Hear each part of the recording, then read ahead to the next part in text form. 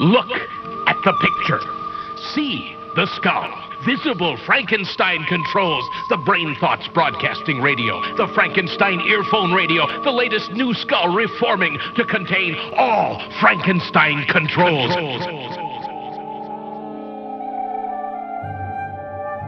Hello. This episode is brought to you by the Imperial Council Temperance Committee. Remember, kids, Emperor Septim says, winners don't use skooma. Go! I remember when Carrie Nation went around destroying all the skooma kegs with her steel war axe. I remember when Mankar Cameron showed up to that big crowd and he's like, "Do not eat the brown skooma. The brown skooma is bad." I remember when Shea Gorth OD'd in his van. So it was a tragedy. It was true loss to the, insane deity community when that happened. I heard he didn't OD. I thought he was just sleeping on his back and threw up and drowned in it. It's a move called the Jigalag. Very nice. Welcome, all you Jigalagoffs, to Frankenstein Control. This week's episode is gonna be a good one. How do I know? I don't fucking know. Hey, I'm your host, Taylor Russell, resident Nord. And since you can't make fat people in those games, I'm actually quite ripped. It's the only time he's flattering. To my left is Ada. Hi, I'm Ada. I'm just a Khajiit. Yeah. I got mad fuckerish cat feet. Can't wear boots. Yep, can't wear boots. But there's more. Yeah. I no-butted you. I don't play the games. I just go by what you people tell me. You can't make fun of me. That's okay. I lack the ability to yes and. Good day. And two. Stop talking. And right in front of me, as always, is B-Rye. I'm a Falmer. Like the snow gross elf. albino blind horror creatures that live in the caves. The snow elves, exactly. That's what they're called.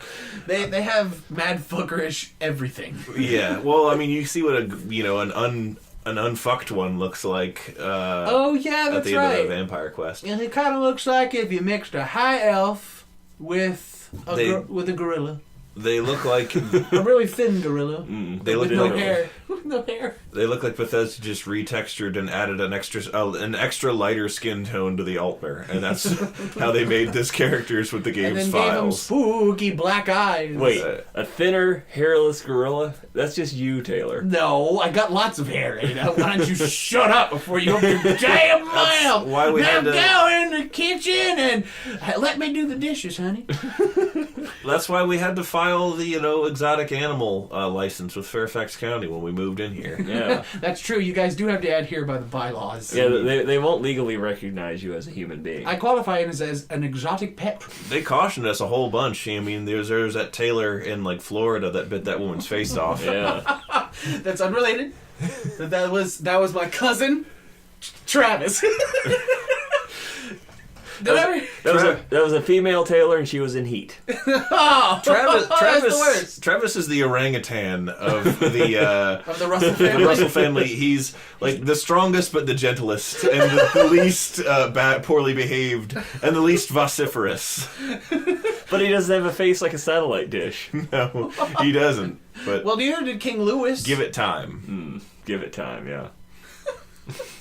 Ooby doo, hoop doo wee. The song is kind of racist too. Hoopy dooby doo ah. Takes place at Anchor Watts. Do do do do do do.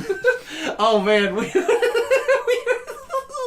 geography time. There's a place called Angkor Wat in a little country, in a little place called Cambodia. and it's kind of pretty much what they based the temple that King Louis in the Jungle Book is like residing in, like this overtaken temple filled like this temple overtaken by trees and growth and stuff like that. And it looks really fucking cool. Reclaimed by the jungle, as it were. Yeah, and it looks really awesome. Go look up some pictures, treat yourself. It's awesome.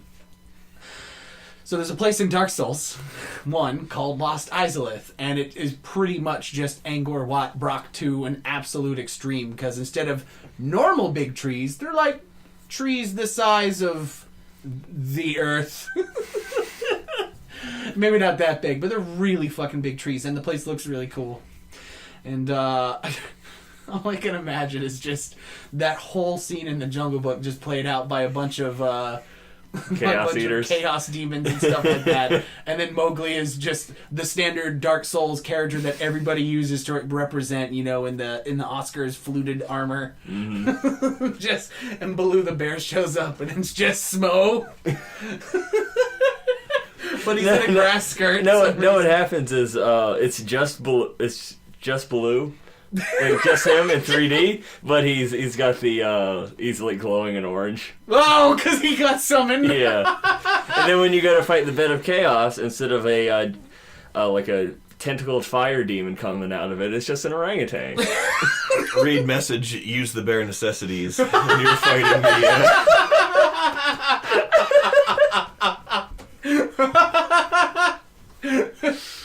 Oh, if only you could leave a message like that in that game. Then the bed of chaos slips on a banana peel and dies. Well, it's kind of what happens. It's as anticlimactic when you get to the end of that horrifying bed of bullshit, stupidest boss fight in the whole fucking series. Ooh! So bad. There's a reason why all the bosses are the same in Dark Souls 2. They were so afraid to make Bed of Chaos 2.0, they just stopped it. Yep. I do want to go back to Oblivion Dialogue. There was something really stupid.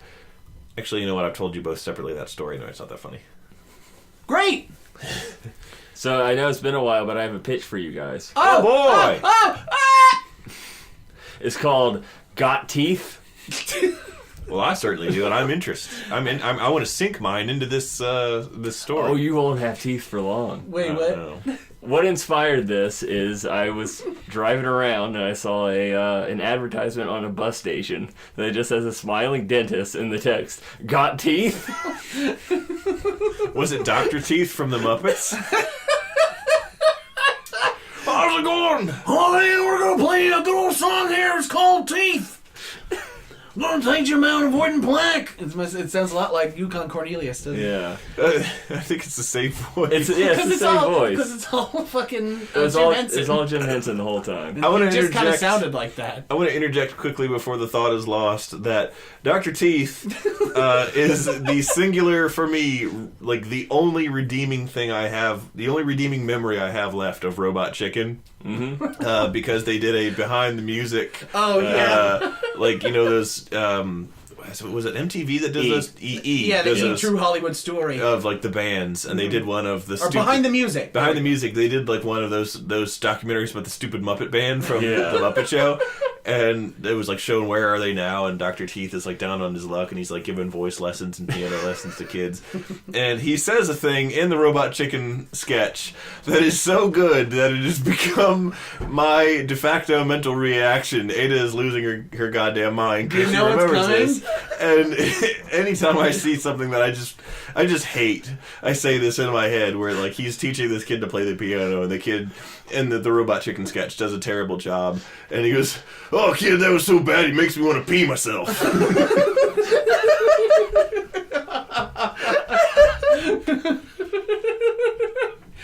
The only thing I retained from that whole skit was the girl in the band. Fuck you, I'm dying. Yeah, fuck you, Howard, I'm dying.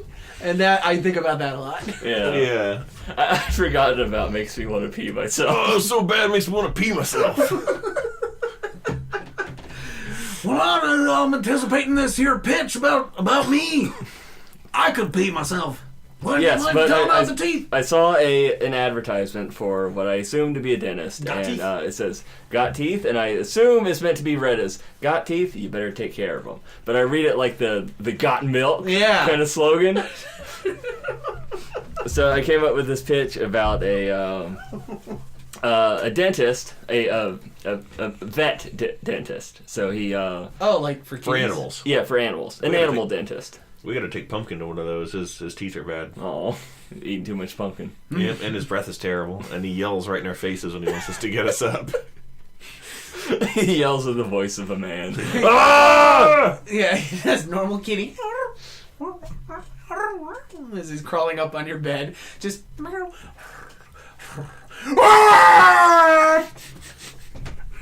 Like those chickens. Yeah. Those rubber chickens. Oh, God. It did kind of sound like that. Yeah. But the dentist character is played by Ron Perlman. He's a pet dentist, and Oh my God, that's a funny image all on its own. it starts. The movie starts off on what seems to be a normal day for him, and he has this patient, and the guy's Russian, so he brings in his pet hamster, and he's like working on the hamster's teeth and talking to the guy. And he's just like making boring small talk. And at one point he's like, so where in Russia are you from? And he's like, oh, I would rather not say.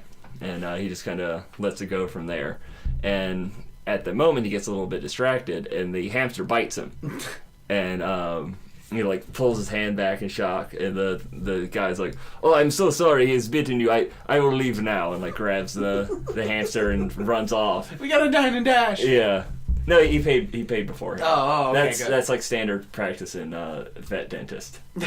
Only the dentist, because if your animal dies under the anesthesia, they don't want you. You want to run away with your dead animal money. I got a fortune in dead hamsters. This dead hamster's burning a hole in my pocket. Probably because I lit him on fire. Go on, I'm sorry. So he treats the wound like you're supposed to, and takes the day off to go visit his human doctor. To drink, you can just say that. No, he actually goes to a human doctor, and when he gets to the human doctor office, he like, here, this is where this hamster bit me, and it like shows the wound, but it's not there anymore. It's like perfectly healed. It looks even better than before. So he's not really sure what to make of this. He sends him home.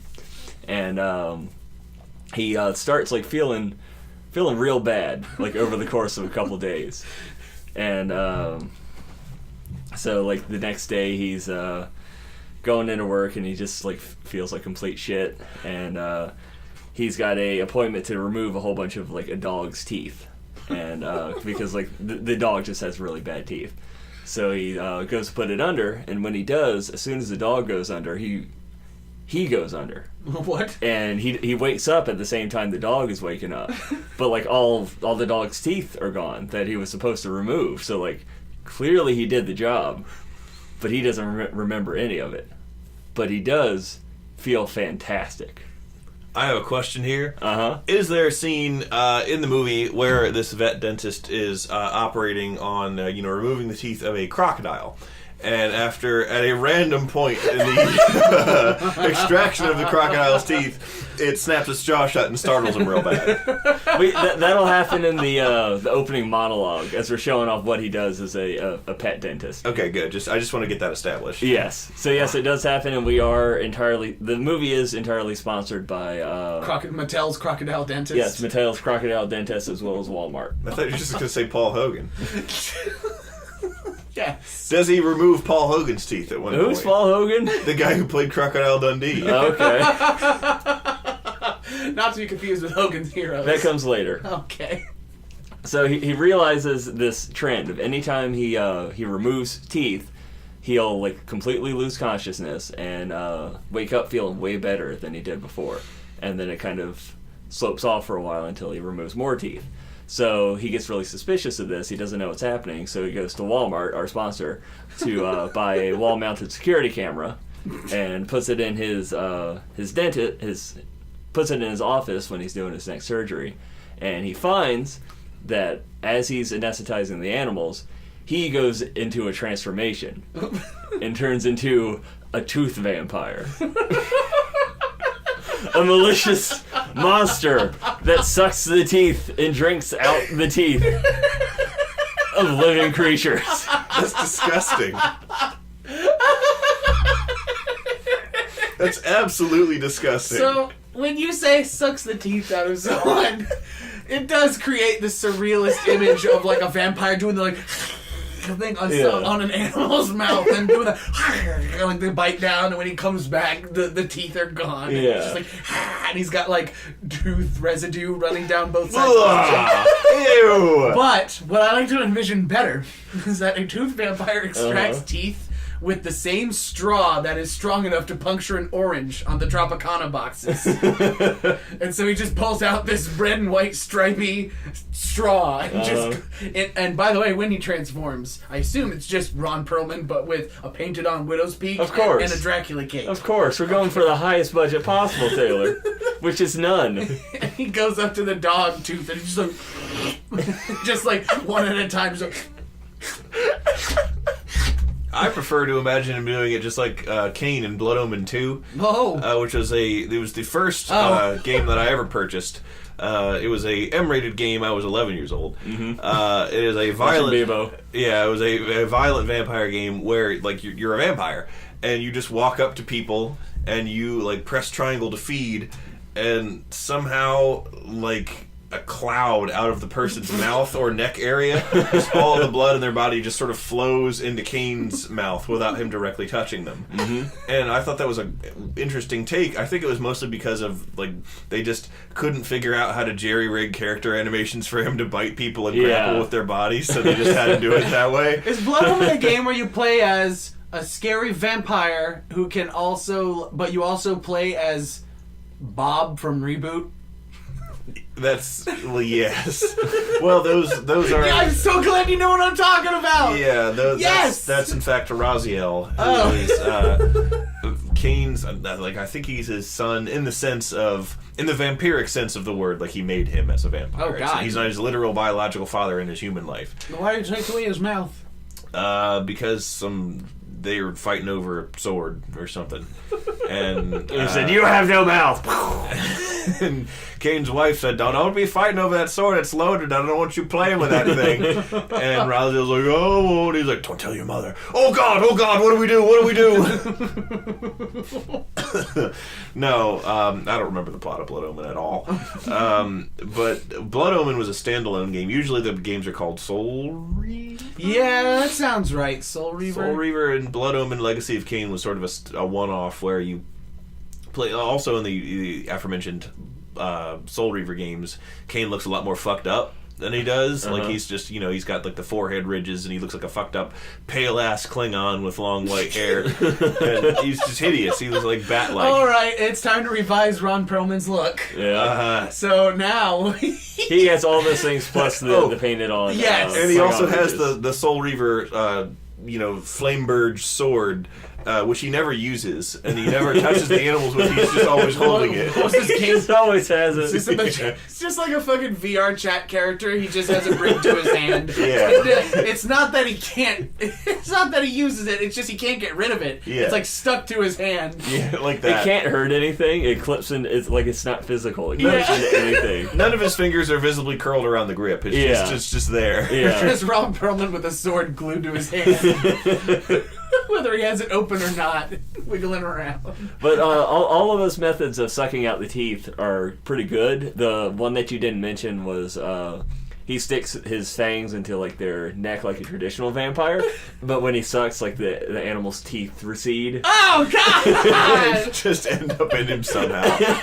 And then he like pulls back, and he just has a mouthful of teeth that he crunches up. Oh! I thought you were going to go in the direction of he adds the teeth to his own. That too. So, that's his ultimate purpose, is to just have a mouth literally full of teeth.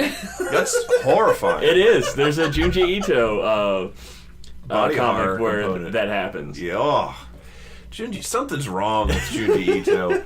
Something's really wrong with Junji Ito. I don't think there's anything wrong with Junji Ito. I think he just acts upon baseless, stupid fears that we all have, and has the artistic ability and imaginative forethought to make those irrational, stupid fears that we all have into something horrible. But the things he draws are really, really upsetting. Well, he needs to upset you. Do you know how hard it is to make anything drawn scary? Yeah. I worry about him in the same sense of Stephen King, where it's like, is this just what your brain is filled with all the time, and you create the work you do to get it out? When I go to sleep, the tooth vampire comes for me. Is that what Stephen King sounds like? I don't know. I don't think he sounds like that. I think he sounds like this all the time, B-Rod, because I'm Stephen King. How are you? Hey, Stephen. Hey, Garnet. Oh my god, all of Steven Universe King. All of Steven Universe played completely straight, but is just fucking Stephen King. What is Greg? My mom. Oh shit! I fucked everyone. Whoopsies! I'll censor that spoiler. With a spoiler alert. Does Greg's van turn sentient and kill people? Is it filled with a voodoo child or something? Yeah. Well, I'd like. So, what I imagine, like, getting back to that, because we keep straying. Yes, as we tend to do. As we do. I like to imagine that before. when he adds the teeth to his, like, they sort of look. Do you remember that scene in The Simpsons where Maggie puts Grandpa Grandpa's Simpson's teeth in her mouth? It's kind of like that, but it just gets worse and worse throughout the movie. And inexplicably, even though he's sucking out animal teeth, they're always human. Of teeth course. when they're added. So he just has bigger and bigger and more jutting teeth, but his lips are always able to, like, sort of cover them. Yeah. So by the end of the movie, he just looks like this disc. Like his head is just this disc Of teeth. But when he transforms back into he's fine. his Perlman form, as the movie calls it for some reason, despite the fact that his name is not Ron Perlman within the context of the movie. His name is Rose Quartz. Censor that. Oh, okay. His name is Dr. Teeth. Sure. Like, it's just. And the rest of the movie just pees himself. Oh God, no. No. Wow, that is something I never ever want to see. Is Ron Perlman peeing himself? Like, even out of morbid curiosity. Well, realistically, the living creature, vampire bats, there's not really a whole lot of usable nutritional material in blood. So, like, as soon as they start eating, they start peeing.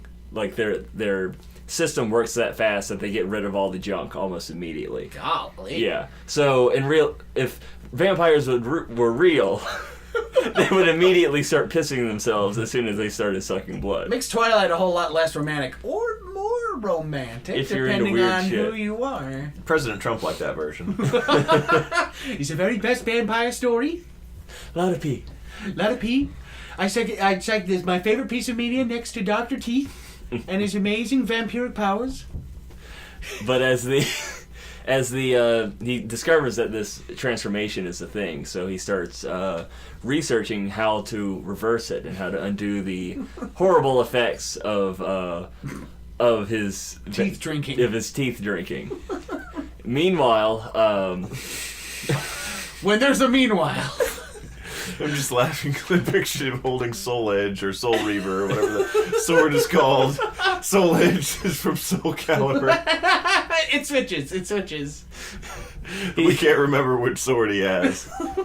his vampire form is taking over in the night and researching and moving his way up within the dentistry world to the point where Perlman doesn't even notice that he has now been upgraded to human dentist instead of pet dentist. This is like that fucking Jekyll and Hyde pilot episode that Stephen Moffat wrote. Who?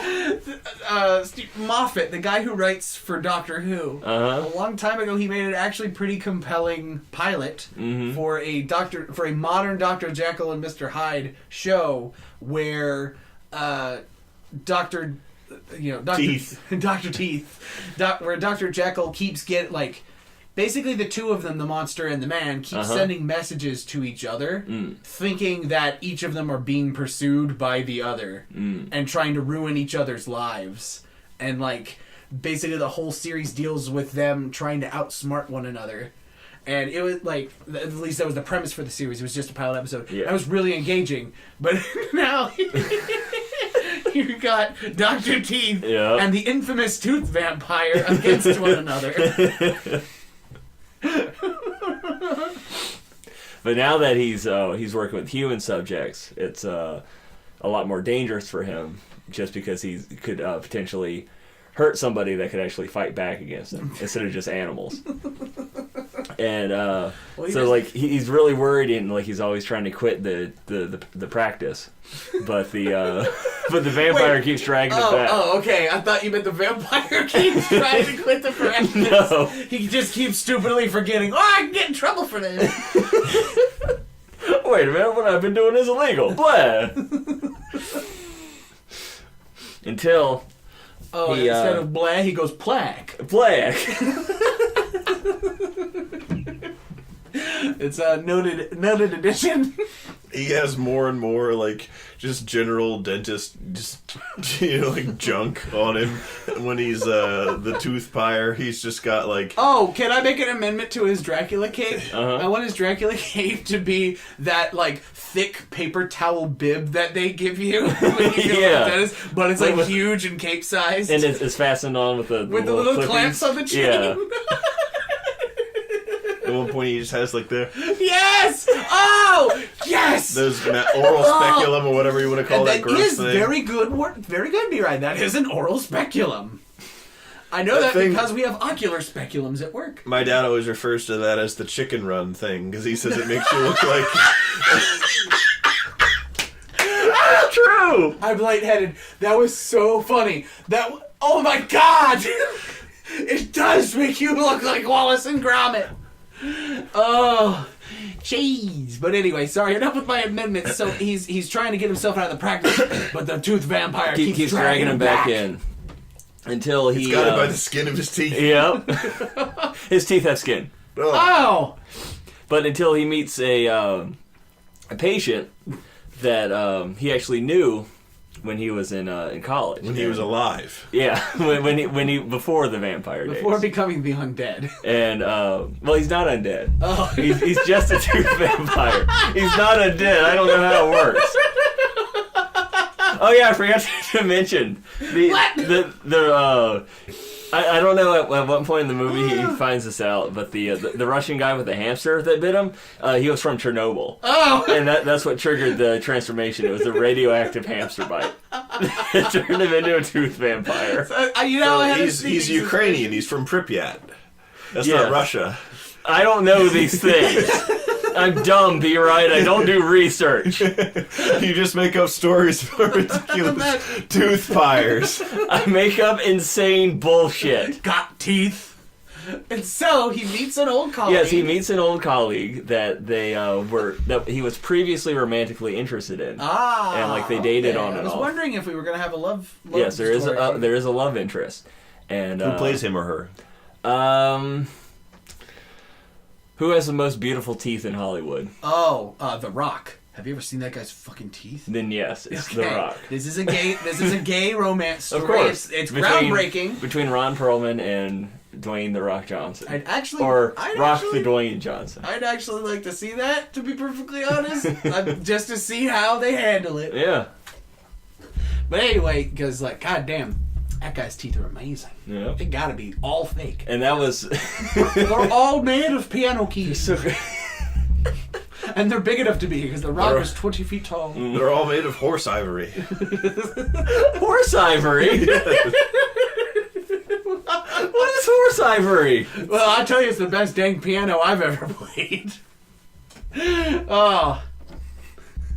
Horse ivory pushed everything out of my brain. What is horse ivory? I just made it up. Okay. Clearly it's like the teeth of horses. It just makes fine, I don't know, saber hilts in the 1900s or something. That's the name of... Okay, first off, we're like Steven Universe. We like to have gay shit, but we also need to avoid the censors in it. So we put The Rock in a wig, and The Rock is actually a woman in this movie. And her name is Ivory Horse. All right. Okay. She's a heroin dealer. Yes. And so we meet. Yes. So we meet young Ivory. We meet young Ivory Horse, and she's there for a tooth removal. Uh-oh. And he, for the first time, manages to fight back against the transformation. How does he do it? Just by sheer force of will and love. Oh, the power of love. His beautiful, sweet Ivory. And he doesn't want to ruin her beautiful teeth. This is the best. So he had this victory, and So like, he's sure that he's cured of it now. He's beat it once before. He can beat the transformation again. So with this like newfound burst of confidence, he asks her out again. Says, "Let's rekindle our old thing together. Let's go out." And she's okay with that. She's like, "Yeah, I'd like to meet you at a spaghetti place."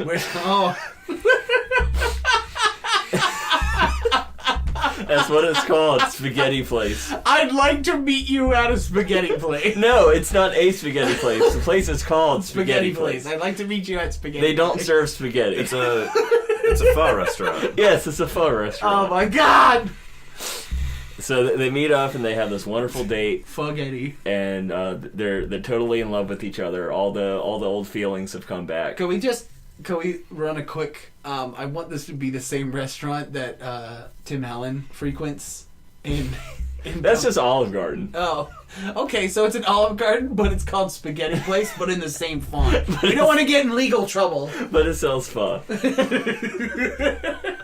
All of the visible Olive Garden like logos and branding in the background have like crudely pasted over like Spaghetti Place stuff. And there's like some continuity errors where they're like sharing a romantic dinner conversation. He's in Perlman form, but you see like in the shot as he's eating, he's got Soul Reaver with him. But they go on this date. It's great.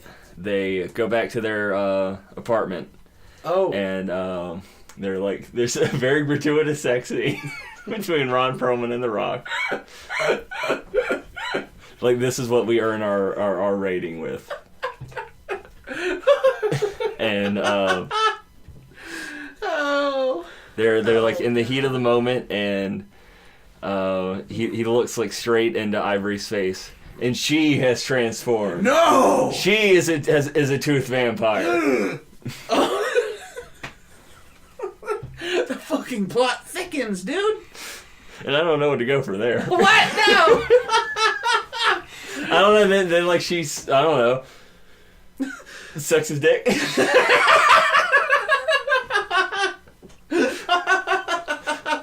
But it's a really she sucks his teeth out through his dick. Oh no! And then that's the end of the movie. I hate you both. This sounds like a nightmare.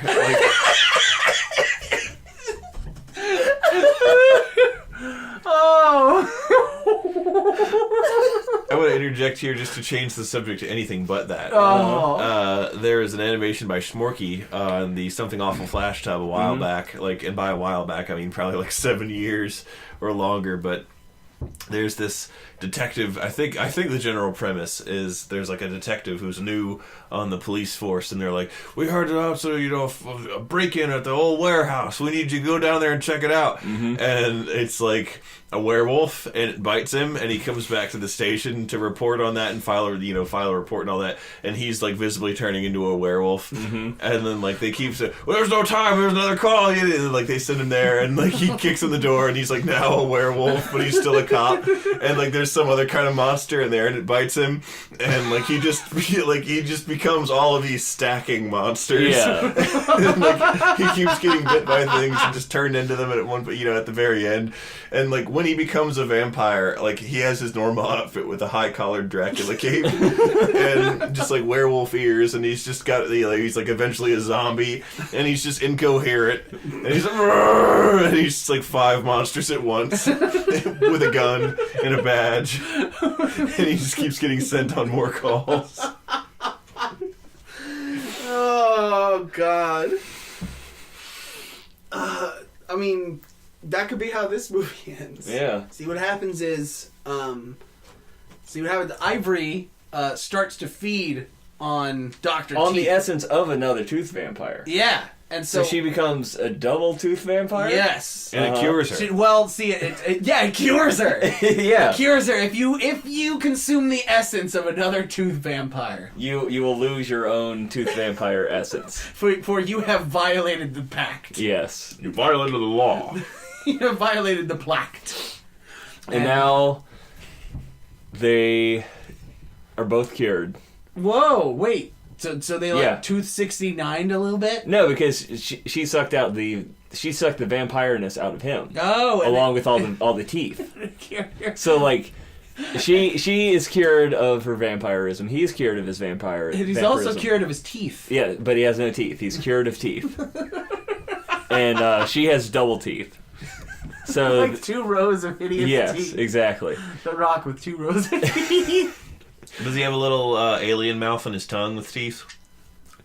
Sure. That's a side effect. Nobody ever acknowledges it. Yeah. It's fine. And Mommy, what's wrong with that lady's tongue? Shut up. Shut the fuck up. That's like a scene that happens next. Of a very angry mother telling her young child, "Shut the fuck up, Jimmy. Shut the fuck up. You're fucking embarrassing me. Shut fucking Billy." And Billy's like... And the final scene is that they go back to Spaghetti Place, the restaurant in which they rekindled their love for each other. Do they order their pasta al dente? Yes, and she chews it for him. But we need the twist ending. So what happens is they go in. They got the super big bowl of pho, and what they think, what Dear Ivory thinks is a clam, because they ordered the seafood special, is in fact a pair of eldritch vampire false teeth. And it bites her on the nose. Ah! And then she turns into a Cthulhu vampire. And then Dr. Teeth is like, this again. Dun, dun, dun, dun, dun. End credits. Yes. And the end credits music is a cover of the Muppet Show's theme, done by Evanescence. The after credits spoiler thing is just a... The more I think about it, the worse it gets. That's just horrible. Oh, I want to hear it, though. The after credits shot is just a huge Infinity War spoiler. It's like a big shot of Rose Quartz dying. Yeah. Thanos shows up in not even in some epic monologue or anything. Just reads a 2-minute plot summary of Infinity Wars 2. I'd actually watch that. I was also going to suggest as a twist, you could have everything proceed normally and their date's fine, and then the waiter, when he comes to drop off the check, it's just M. Night Shyamalan. And he's like, "Oh, by the way, I'm also a tooth vampire." And then he leaves. But he's normal. He's not in his transformed state. He just informs them of that. Yeah. To let them know that there's others with the curse. And that's it. And then he finds out the village was fake the whole time. And then he finds out that Bruce Willis was Rose Quartz the whole time. And then he finds out that making special effects for airbenders are really hard. Then he wakes up and he has no teeth. Wake me up inside Shyamalan's mouth. The sequel. Oh boy, I'm sorry, everyone. Ladies and gentlemen, it's been a pleasure. When you're walking home tonight, don't stare at the moon for too long, or you might become a tooth. What are you laughing at, Ada? I don't know. Oh, I thought She's you got just something my to say. life. I thought your life. I'm laughing at my life and that it's led to this. Me talking about tooth vampires. Oh, everybody, I bid thee a good night. Now even you know I am a menace. I hand you the secrets to save the entire human race and the entire universe.